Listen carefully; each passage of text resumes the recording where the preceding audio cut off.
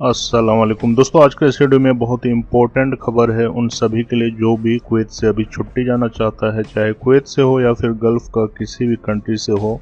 आपको बता दें कि इंडियन गवर्नमेंट ने जो इंटरनेशनल फ़्लाइट है उनको 31 जनवरी तक बैंड कर दिया है, यानी कि एक्सचेंज कर दिया है। लेकिन जो लोग कुवैत से छुट्टी जाना चाहते हैं उनके लिए कोई भी दिक्कत नहीं है, क्योंकि कुवैत इंडिया के बीच जो एग्रीमेंट है वो साइन हुआ है। सभी स्पेशल फ्लाइट चल रहा है, इसीलिए जो लोग छुट्टी जाते हैं उनके लिए दिक्कत नहीं है। लेकिन आपको यहाँ पे कुछ रूल और गाइडलाइंस जारी किया गया है जिसे फॉलो करना आपको बहुत ज़रूरी है। जो नया कोरोना वायरस आया है उनके कारण सभी यात्री के लिए ये गाइडलाइंस ज़रूरी है। तो दोस्तों बता दें कि जो पहली गाइडलाइंस है, आपको ज़रूरी है कि अगर आप कुवैत से छुट्टी जाते हो, जो आपका डिपार्चर यानी कि जब फ्लाइट का टाइम है, फ्लाइट का टाइम से पहले यानी कि 72 आवर्स पहले आपको एक PCR टेस्ट करवाना है जो कि नेगेटिव आएगा। उनके बाद आपको जो इंडियन गवर्नमेंट की पोर्टल साइट है वहाँ पे आपको सबमिट करना है RT नेगेटिव PCR रिपोर्ट। तो दोस्तों ये हो गई पहली गाइडेंस। उसके बाद जो दूसरी गाइडेंस है, आपको बता दें कि यात्रा करने से कम 24 घंटे पहले आपको एक सेल्फ डिक्लेरेशन फॉर्म को सबमिट करना है जो इंडियन गवर्नमेंट की वेबसाइट है एयर सुविधा, उसके पोर्टल पे आपको जमा करना है। यानी कि उसके अंदर आपको पूरा डिटेल भरना है, आपका passport number, civil ID number, कितने तारीख को फ्लाइट है, फ्लाइट नंबर क्या है और कौन सा कंट्री से आप फ्लाइट कर रहे हो और कहां से कहां जा रहे हो, क्या काम करते थे, यानी कि ये सभी कुछ आपको ज़रूरी उसके अंदर भरना पड़ेगा। इसका जो पोर्टल साइट है दोस्तों, इसका लिंक आपको इस वीडियो का डिस्क्रिप्शन में मिल जाएगा। वहां से जाने के बाद ओपन करने के बाद सभी कुछ डिटेल भर सकते हैं।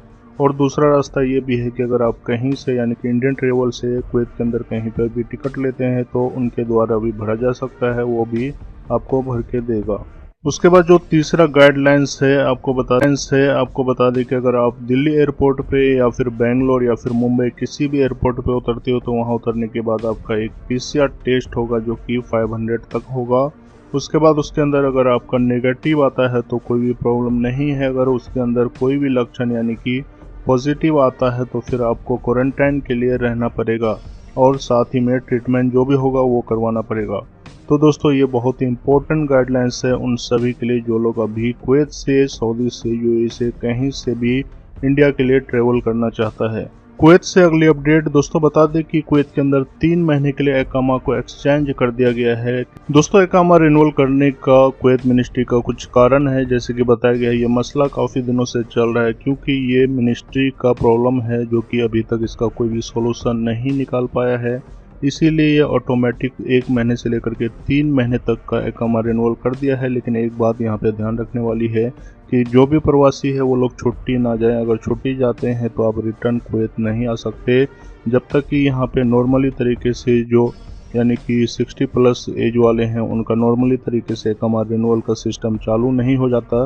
अगर आप अपना aqama नॉर्मली तरीके से यहाँ से रिन्यूअल करके जाते हैं तो फिर छुट्टी भी जा सकते हैं और रिटर्न भी आ सकते हैं। लेकिन जो अभी 3 महीने का ऑटोमेटिक बढ़ा रहा है उसके बीच कोई भी सफ़र जाता है तो वो रिटर्न नहीं आ सकता है। तो दोस्तों यहाँ पे अच्छी अपडेट है उन सभी प्रवासी के लिए जिनका भी aqama ख़त्म हो गया था। अब टेंशन लेने की ज़रूरत नहीं है, उनका aqama ऑटोमेटिक 3 महीने के लिए रिन्यूअल हो जाएगा। ये कुछ इंपॉर्टेंट अपडेट था दोस्तों कुवैत से सभी खबर देखने के लिए इस चैनल को सब्सक्राइब करें और ज़्यादा से ज़्यादा शेयर और लाइक करें। मिलते हैं कुवैत से।